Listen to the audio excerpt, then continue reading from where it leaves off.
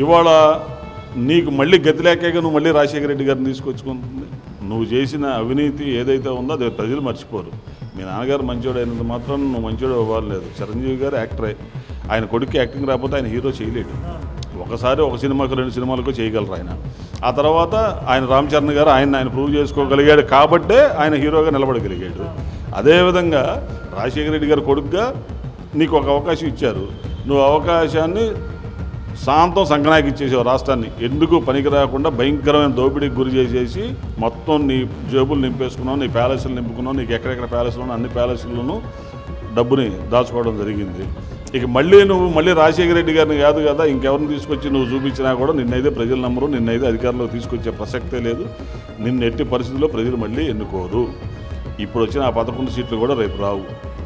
అసలు అందులో ఎటువంటి సందేహం లేదు.